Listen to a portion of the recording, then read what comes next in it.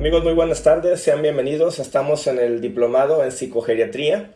En esta ocasión nos encontramos en conexión hasta Estados Unidos, particularmente en el estado de Florida, con la doctora Argelia Fernández. Ella es cubana y bueno, es un gusto que esté con nosotros. Ella es doctora en Ciencias de la Educación. De entrada quiero pedirle, doctora, si nos pudiera compartir un poquito de su currículum, de su historial académico, para que el público tenga un mayor conocimiento. Bueno, creo que tú dijiste lo fundamental, ¿no?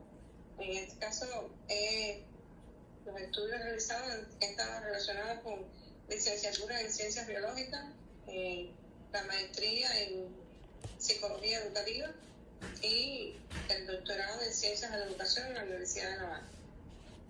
Y bueno,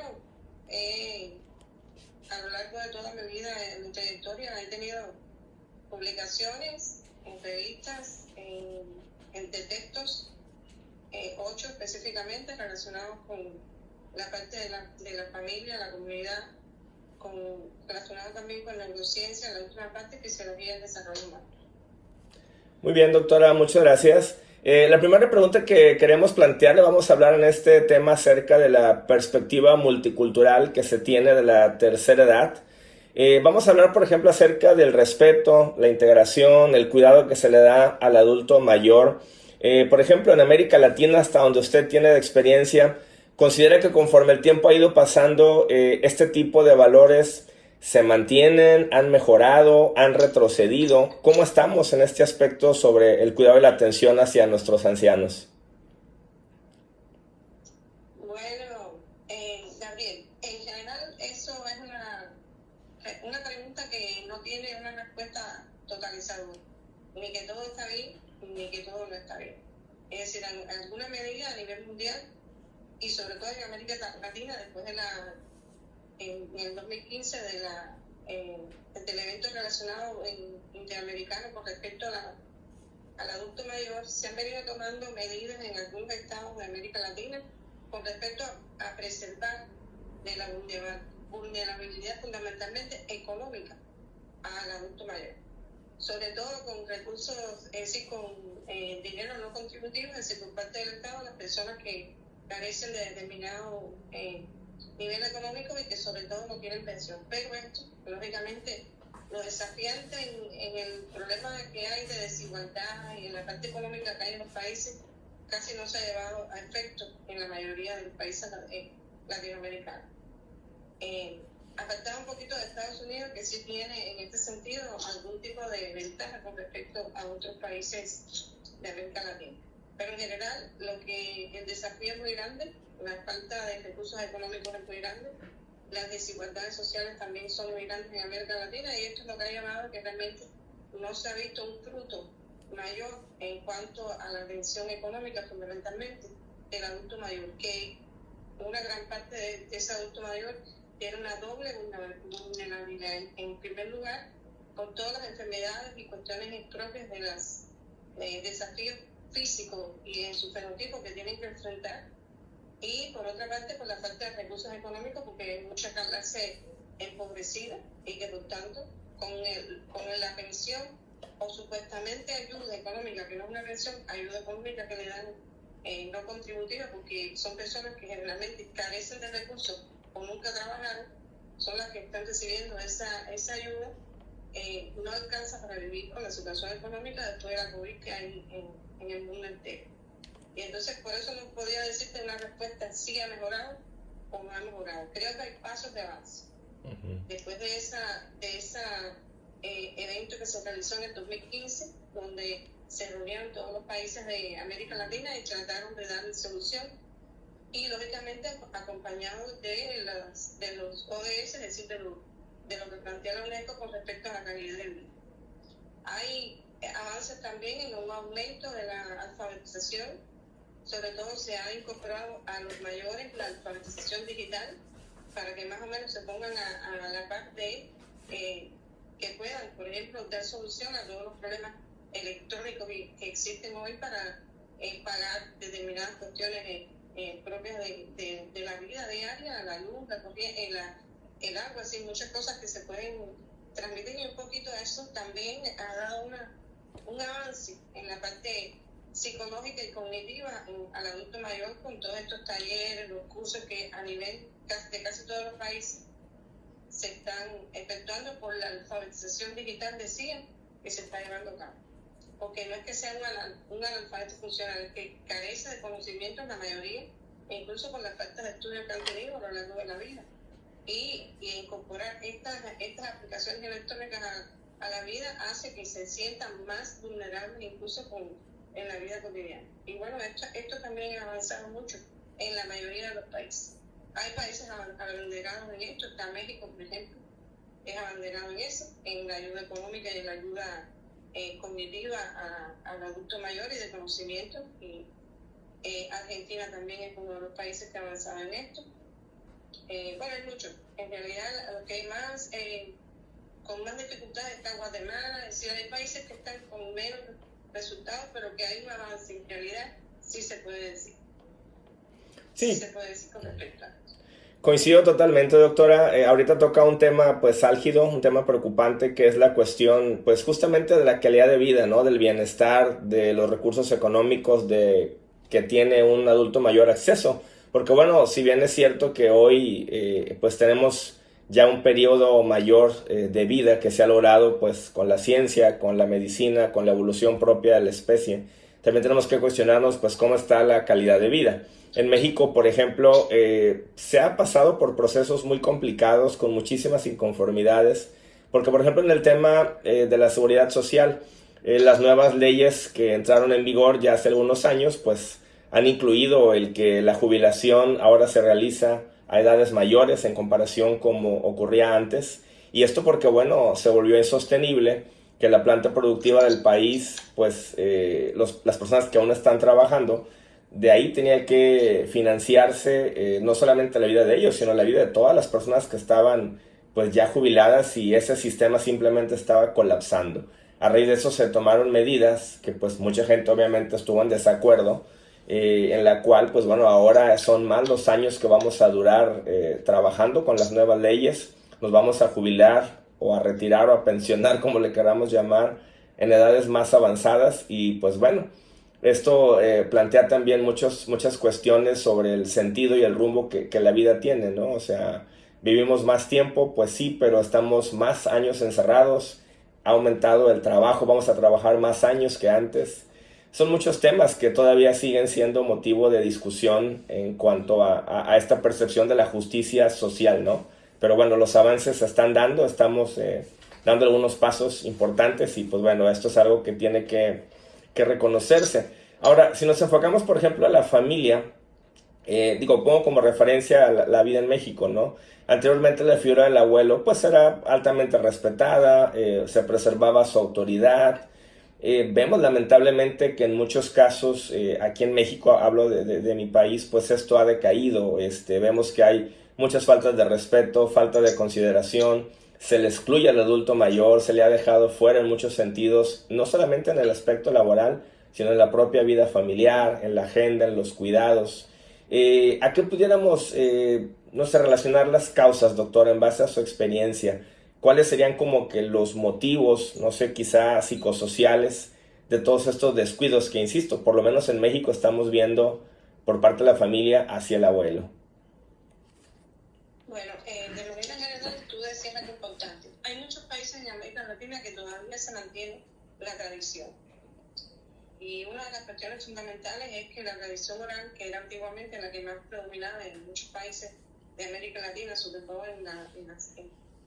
en personas que tenían un nacimiento indígena, y en tanto el respeto a los mayores era parte de esa idiosincrasia de las personas, se ha perdido un poco, uno por el avance tecnológico, por la pérdida de los hijos que han ido a las ciudades a estudiar o a otros países también a trabajar. Es decir, en alguna medida la familia tradicional ha variado. Es decir, prácticamente no existe. Hablamos hoy de una familia que más bien no solamente está consanguínea, sino también una familia que se une por convivencia. Y se acepta incluso hoy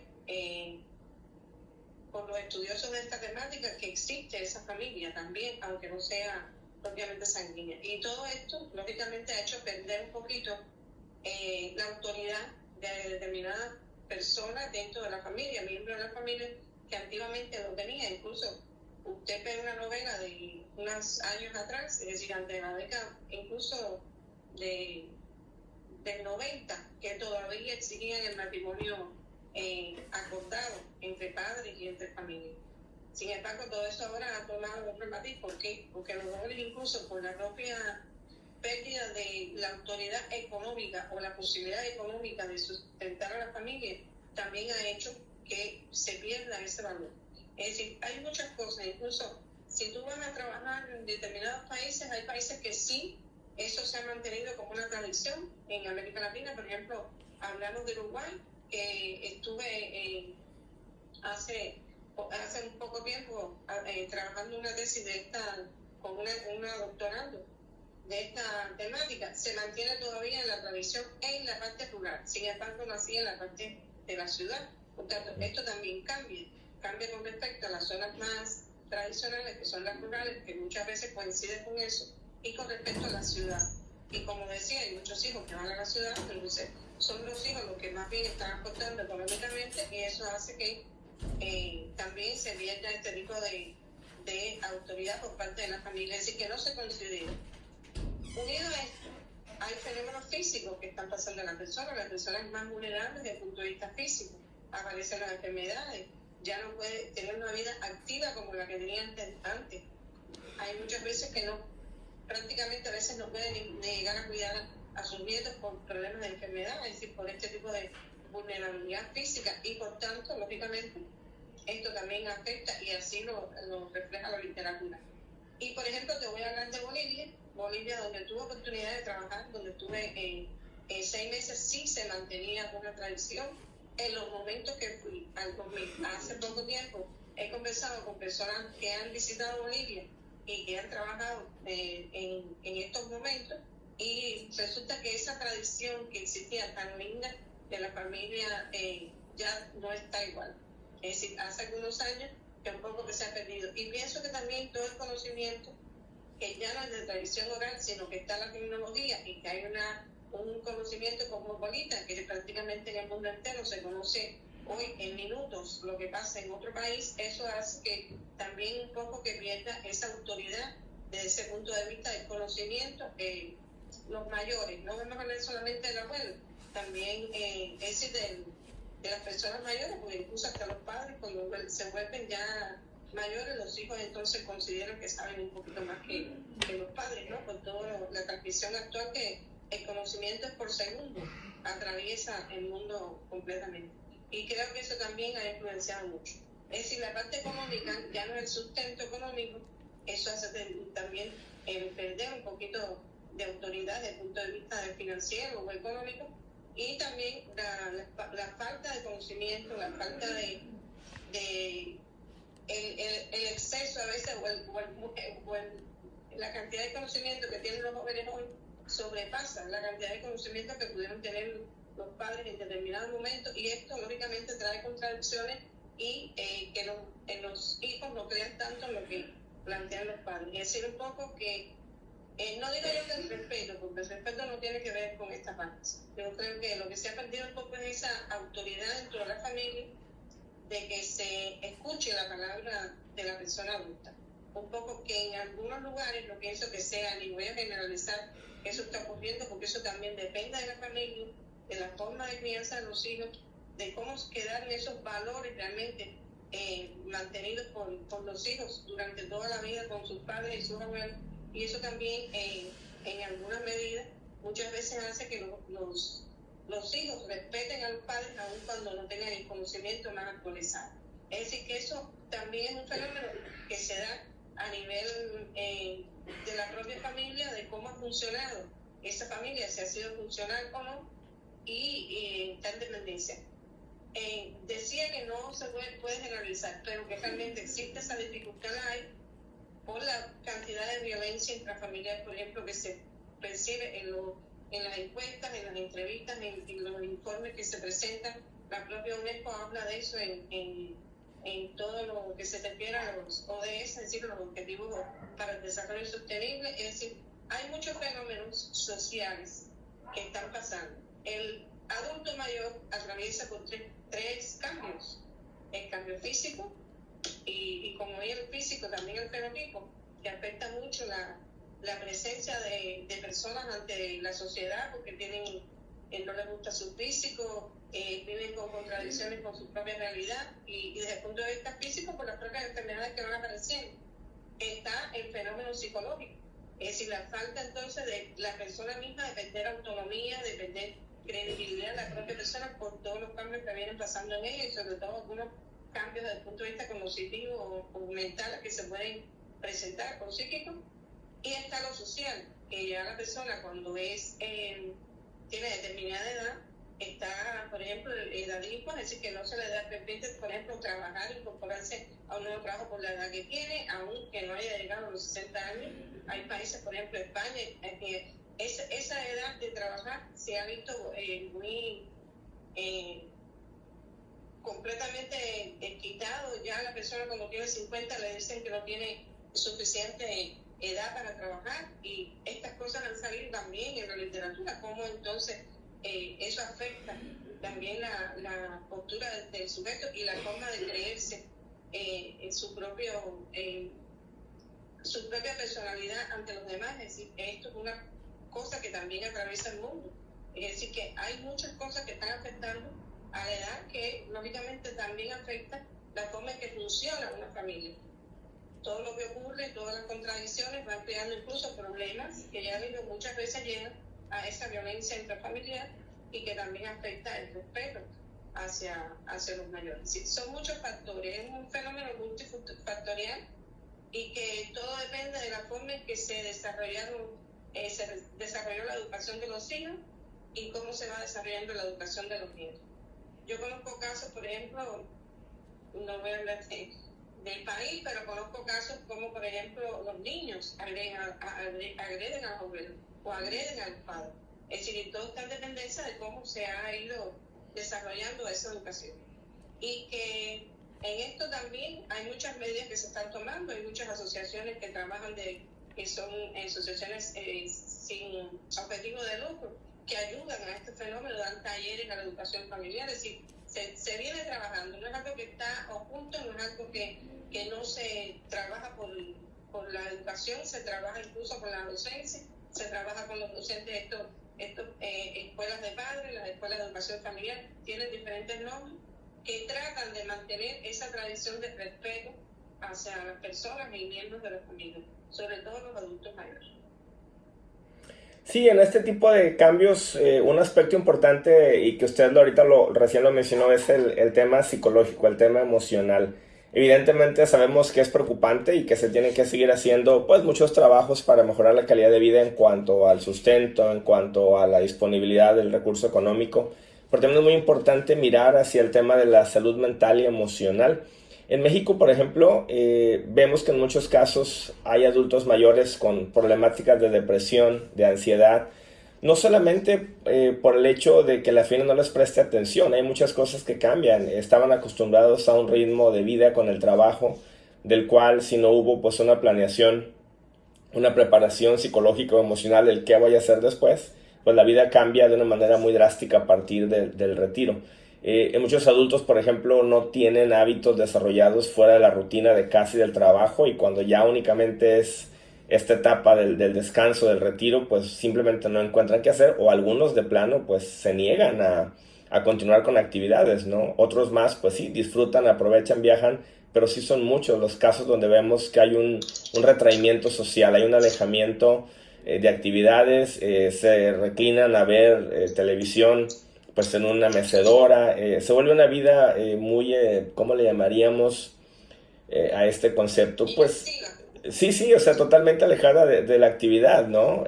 Un sedentarismo tremendo. Entonces, ¿qué pudiéramos proponer, doctora, para que la familia, por ejemplo, pudiera, pues, coadyuvar, empujar o invitar al adulto mayor a que no se encierre, a que continúe la vida, a hacer cosas diferentes? Ok, el trabajo terminó, pero ¿qué sigue? ¿Cuál podría ser una etapa nueva, distinta, después del retiro, para que el adulto siga activo e involucrado emocionalmente? Pero voy específicamente qué va a hacer la persona o qué debe hacer. No qué va a hacer, sino qué debe hacer. En primer lugar, el adulto es muy rico en experiencia.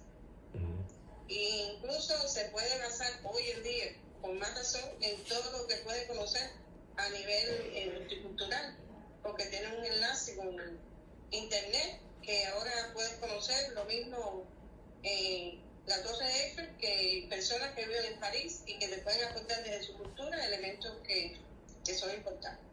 Yo estaba enfatizando en la pregunta anterior que hay 3 cambios claves en el ser humano cuando llega a una edad adulta o al adulto mayor, como se llama ahora, ¿no? Es hasta los 70 años.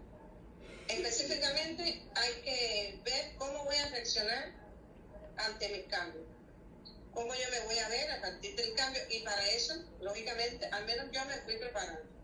No sé tú, pero yo me fui preparando. Yo, claro, tenía conocimiento, tenía posibilidades, y yo sabía, por ejemplo, que a determinada edad yo no podía hacer los mismos ejercicios que yo hago ahora. Que yo hacía, es decir, ahora no puedo hacer los mismos ejercicios que hacía antes.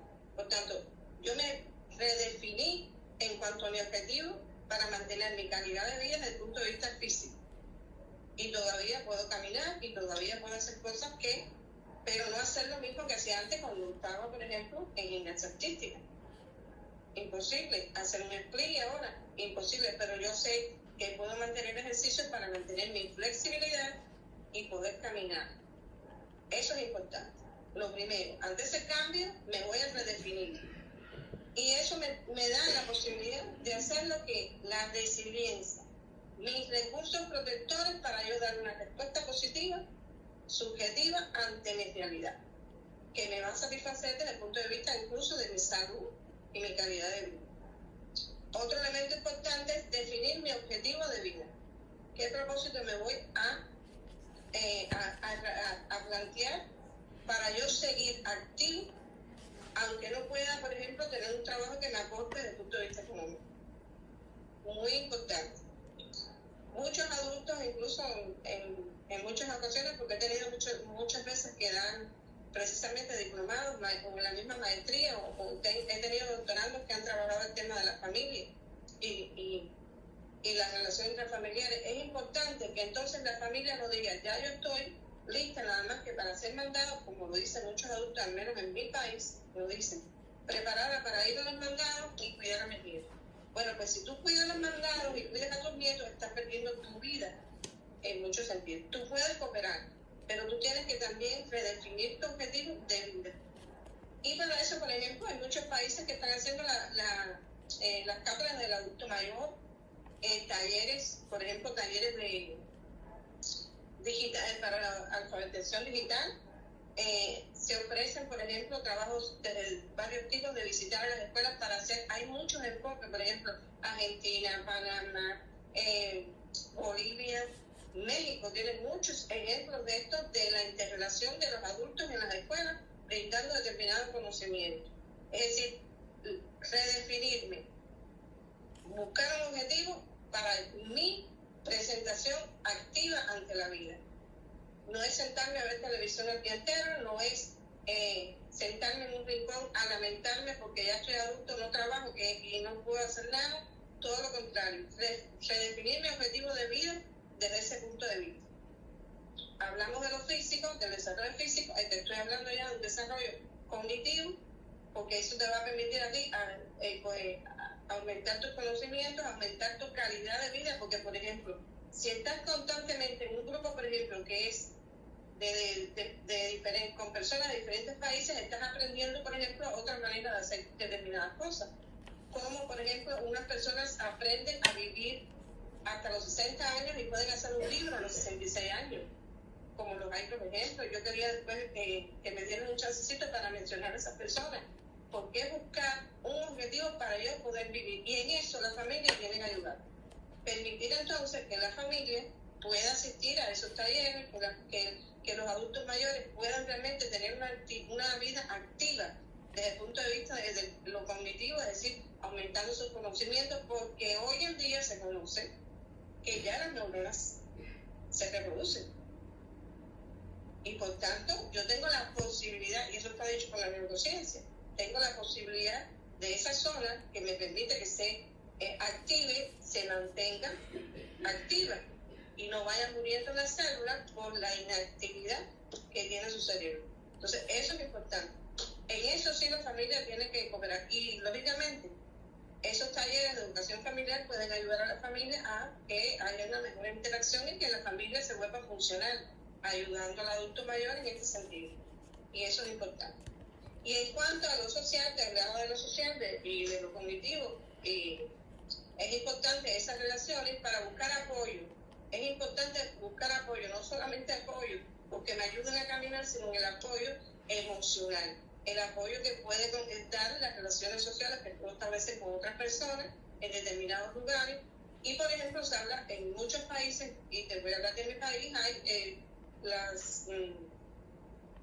como asociaciones o agrupaciones de adulto mayor que hacen viajes turísticos y van a determinados lugares. Bueno, y también en muchos países existe eso. Por tanto, eso, además de la internet que te permite relacionarte con otras personas de otros países, también está de tu propio país y puedes entonces intercambiar y aumentar ese apoyo emocional, ese apoyo desde las relaciones sociales que dan esa convivencia más rica y una calidad de vida. Eso es importante.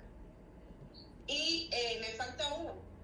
Estoy hablando del apoyo físico, del apoyo en general y lo cognitivo, pero está la parte de cómo yo voy a reaccionar ante los demás. Y esa es la parte psicológica que yo misma, sin ir a un psicólogo o sin yo tengo que buscar cómo establecer un estado emocional que me permita que no me suba la presión, que no me afecte el estrés. Es decir, muchas cosas que también desde el punto de vista emocional pueden contribuir a que la persona mejore su calidad de vida. Y ahí entra la resiliencia. El adulto mayor no puede ver la vejez como un deterioro, tiene que ver la vejez como una oportunidad para el cambio. Y ver entonces esa vejez con un cambio diferente, con una manera de actuar. Y lógicamente, sin dejarla de atrás, porque es mi experiencia, tengo que a partir de esa experiencia ver entonces cómo yo voy a enfrentar mis dificultades actuales para hacer mejor mi calidad de vida. Y eso es lo importante también en la parte psicológica y de la resiliencia. Bueno, creo que hasta aquí cubrí más o menos las tres debilidades, o no debilidades, sino cambios que van ocurriendo en el adulto mayor. Sí, muy, muy interesante, doctora. Y bueno, vamos a hablar también del otro extremo, ¿no? De situaciones en donde hay algunas personas que les cuesta mucho trabajo identificar que, bueno, si bien la entrada de la tercera edad, por ejemplo, no tiene por qué ser un sinónimo de parálisis, sino por el contrario, de que se continúe trabajando en la actividad, pues también tenemos que vigilar el no excedernos, porque hay una gran cantidad de accidentes, algunos con consecuencias fatales, o bien otros que pues condenan a la persona lamentablemente a una inmovilidad por lo serio de las lesiones, cuando no son capaces de detenerse y entender que hay ciertos esfuerzos que ya no tienen ni pueden ni deben de hacer cierto tipo de actividades, de labor, de tareas domésticas. Tenemos gente de repente de la tercera edad que se empeña en seguirse subiendo al techo de la casa a barrer las hojas o a cortar las ramas de un árbol, detalles así, o bien que se suben a muebles, a sillas, a escaleras para hacer reparaciones o para bajar cosas. A pesar de que cuentan con la ayuda de la familia, ellos intentan o se empeñan en seguir actuando como ocurría 20 años, 30 años atrás, ¿no? Entonces, creo que este cambio psicológico también es algo que necesitamos entender y prepararnos. Digo, todos vamos rumbo a ese camino, esperemos llegar con salud a estas edades, pero siento que es lo que tenemos que prepararnos desde antes, psicológicamente, para entender que nuestra vida va a cambiar, que evidentemente entre más nos cuidemos, vamos a tener mejor resultado, pero creo que eso es muy importante, el estar conscientes de que la naturaleza no perdona al final, o sea. Yo en eso quería decirte que realmente pasa con esas personas que hacen esas actividades, que porque yo soy incapaz ya a esta edad que tengo, subirme en una silla a hacer nada. Lo que decía antes, subirme a limpiar un estante, no. Ni subirme en una escalera pequeña para llegar a un lugar más alto, tampoco. ¿Por qué? Porque yo vivencié las operaciones de mi papá, que fueron 3 de la cadera. Mi papá 3 veces le pusieron una cadera artificial. En el tercero le dio un infarto, porque son operaciones que duran 8 horas. pero bueno, él tenía también una artrosis que fue afectando su hueso, pero no dejaba de trabajar en una carpintería.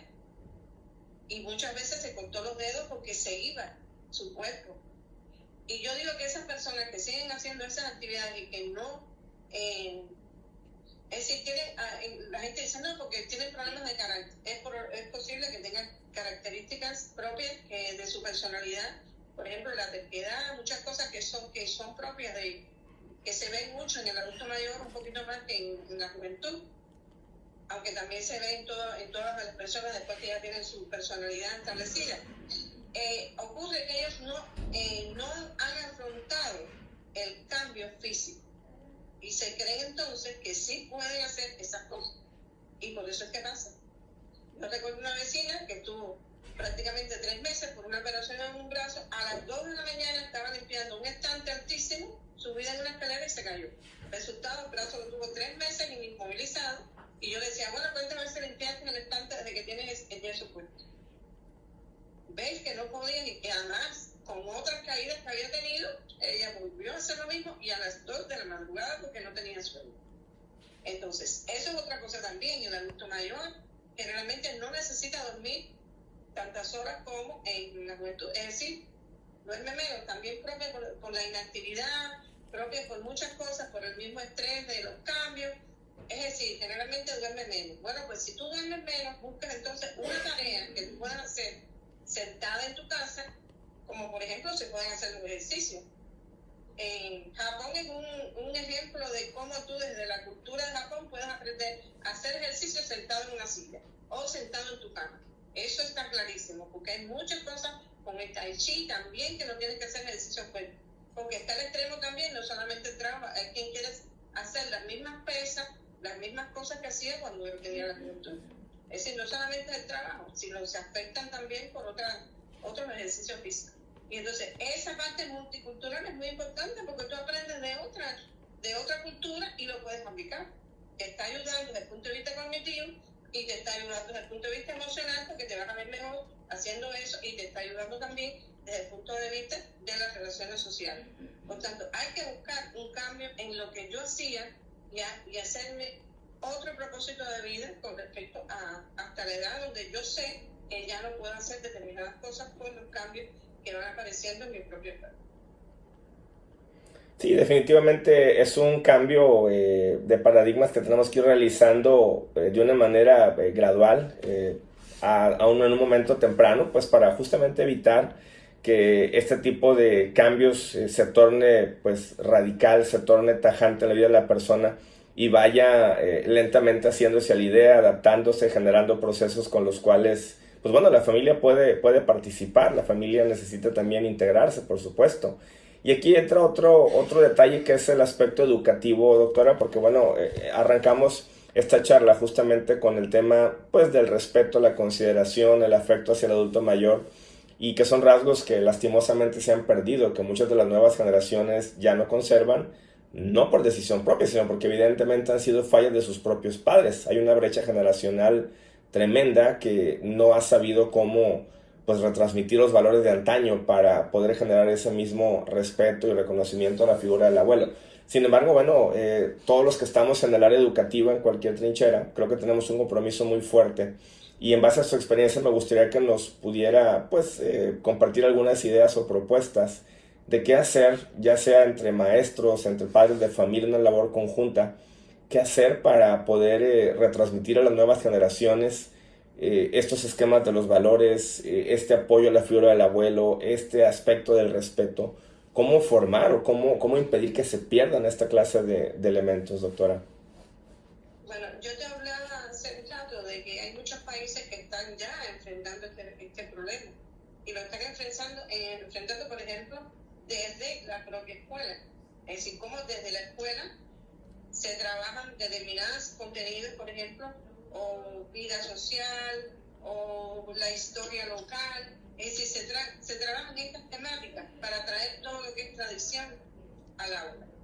En Cuba, por ejemplo, hay muchas asignaturas que tienen eso, incluso en México también hay asignaturas que trabajan esto.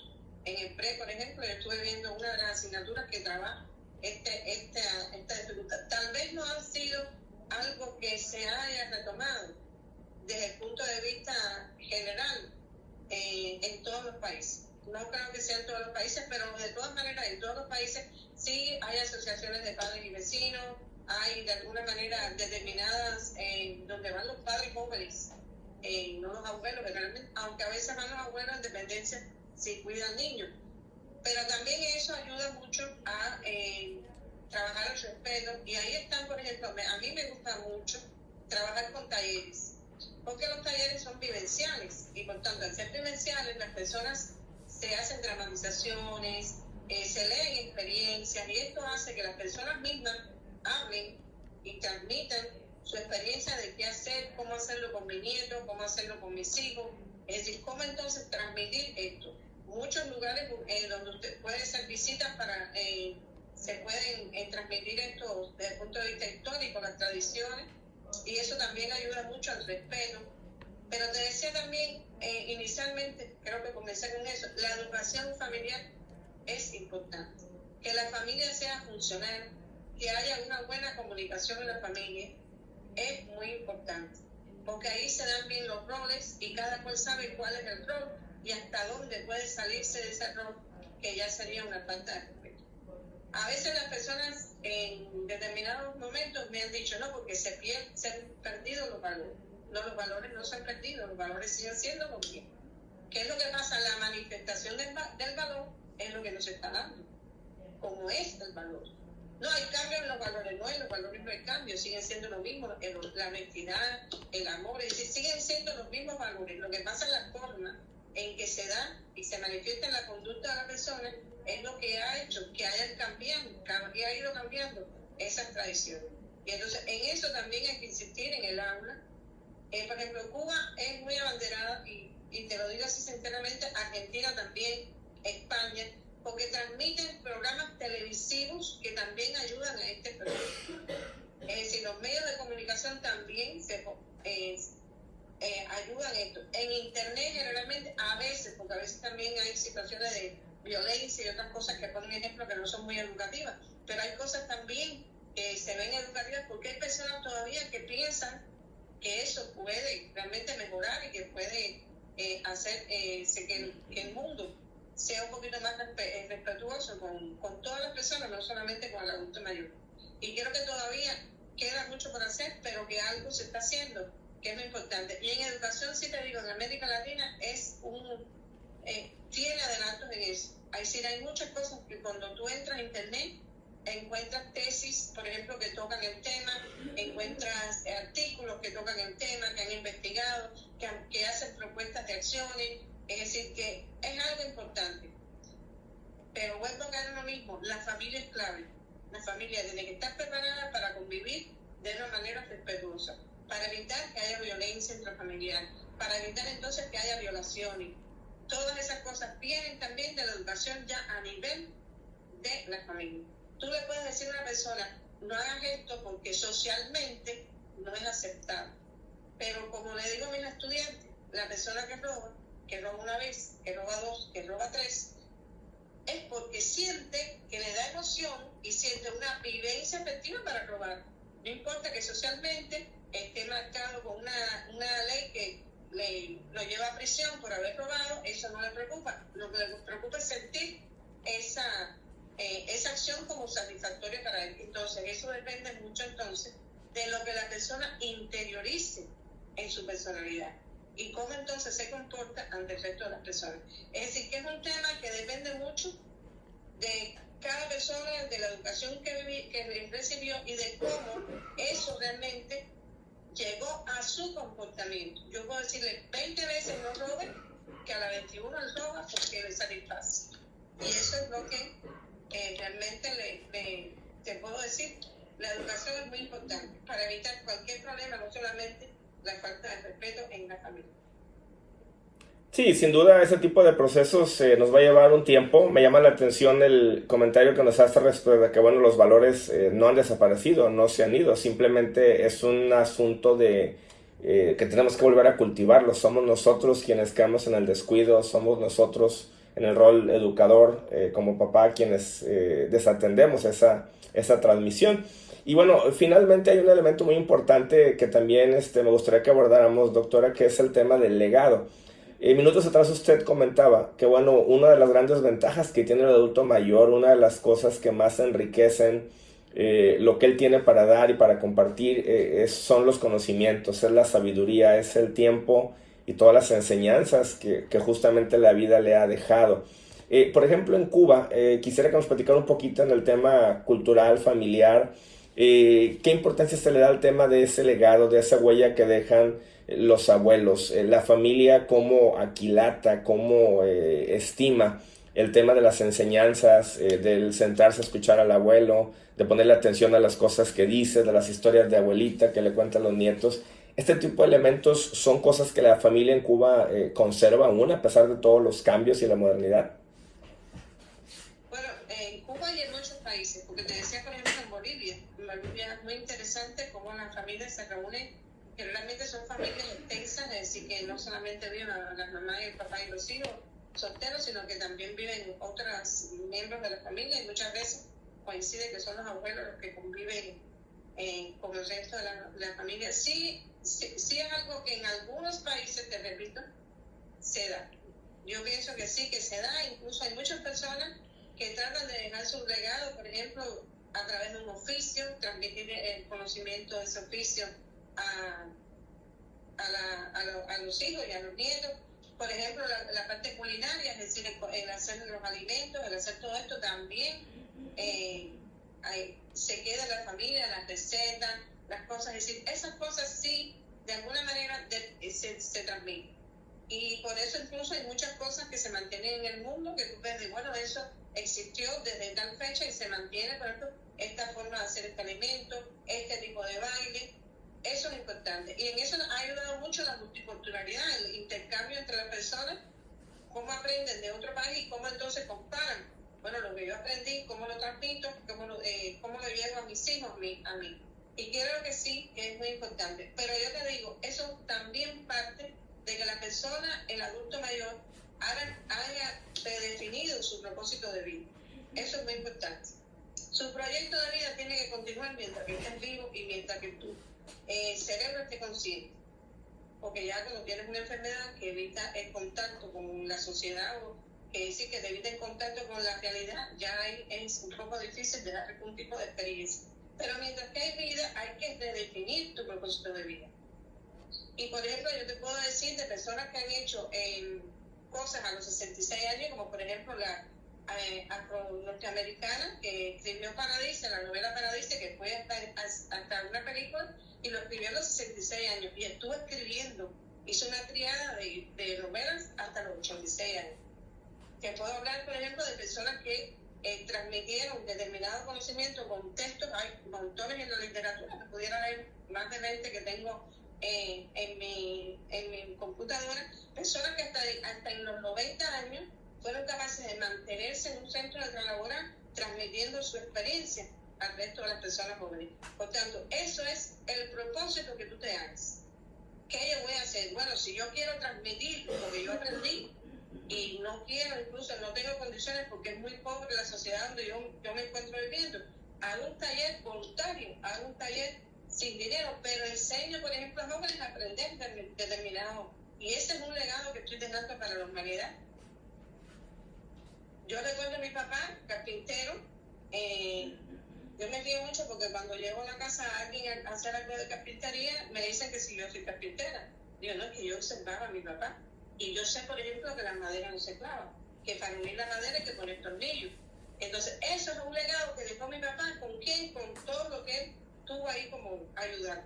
Él trataba de que hicieran las cosas y todavía yo conozco dos que trabajan igualito que como decía mi papá, es decir, con calidad. ¿Quién dejó el legado? Mi papá. Mi hermano mayor, que en paz descanse, también aprendió de mi papá. Es decir, de alguna manera eso se transmite si yo lo tengo como propósito de vida. Ahora, si mi propósito de vida es que cuando llegue a los 60 años, en el caso de Cuba o en otros países, por ejemplo aquí ya es 66, en Estados Unidos, y me voy a sentar en un rincón a leer o a ver televisión o a sentarme todos los días a transmitir los chismes del barrio, que generalmente a veces pasa eso. se dedican a las cosas que suceden en el barrio en vez de entonces dedicarse a algo útil. Bueno, pues entonces ahí no deja legado. Entonces eso es un propósito, ya te digo, parte de la persona que quiera dar respuesta a los cambios que van ocurriendo en su persona. ¿Qué voy a hacer? ¿Cómo lo voy a hacer? ¿Cómo mi familia me va a apoyar en esas cosas que yo propongo, aun cuando a lo mejor no están muy de acuerdo? Por ejemplo, mis hijos no están muy de acuerdo con que yo trabaje, lo que más trabajo voluntario, realmente. Pero ellos dicen que yo trabajo mucho, que yo no paro, y es verdad. Pero yo me siento satisfecha y me siento útil, porque estoy ayudando a los demás. Entonces, eso es importante. La persona es la que tiene que definir su propósito. ¿Qué yo quiero dejar en el futuro? Para el futuro, las personas que yo tengo a mi alrededor o a las que yo puedo transmitir determinada información. Eso es la clave. Porque esa persona es la que tiene que guiar a su familia para que entienda su propósito de vida y para que entonces colabore y tenga realmente la persona un apoyo en su propia familia. Eso es importante. Y ya te digo, todo eso no solamente ayuda en la parte cognitiva a mantener el cerebro de alguna manera activo, sino también desde el punto de vista emocional y en la calidad de vida que yo tengo para enfrentar esos cambios que vienen uno a uno, acercándose en la medida que aumenta la edad. Así es, doctora. Tu respuesta con eso. Sí, no, sí, bastante claro. Yo considero que es muy importante que tengamos esta conciencia para identificar que, bueno, cada etapa de la vida pues no es mejor ni peor que la otra, simplemente es distinta, y creo que el arte de la vida está relacionado con el saber identificar de qué se trata cada momento, a qué velocidad se vive cada momento, y no intentar ni querer ir demasiado a prisa saltándonos etapas, momentos, pero tampoco aferrarnos a permanecer en el pasado y a querer que lo que se va viviendo en el día a día sea una repetición de lo que fue nuestra historia. Creo que en la medida que seamos capaces de conectarnos con el aquí y el ahora de una manera continua, seremos pues personas con el suficiente éxito y equilibrio, no solamente en el aspecto emocional, sino que también, bueno, esto va a traerle cosas positivas a la familia, a la cual justamente pues los abuelos le generan este legado, ¿no? Con el correr del tiempo. Le agradezco muchísimo la entrevista, doctora. Mi mayor interés es que pues quienes la vean puedan retransmitir esto, bueno, a sus propias conciencias, pero también que se haga eco en el proceso educativo. Si a las nuevas generaciones no se les enseña, si no se recupera el cultivo de estos valores, creo que lamentablemente las condiciones de la vida socioemocional para los abuelos hacia el futuro no van a ser muy prometedoras. Creo que estamos a tiempo, hay muchos cambios que hacer, y pues bueno, esperemos que ese tipo de cambios la familia los cultive realmente como una prioridad. Muchísimas gracias, doctora. No sé si guste cerrar con algo. Gracias por darme la oportunidad de contribuir un poquito con la educación. Muchas gracias, doctora. Un abrazo hasta Florida. Estuvimos con la doctora Argelia Fernández. Ella es de La Habana, Cuba. Y pues bueno, continuamos con estos trabajos del diplomado en psicogeriatría, 5ª generación. Muchas gracias, doctora. Estamos en contacto.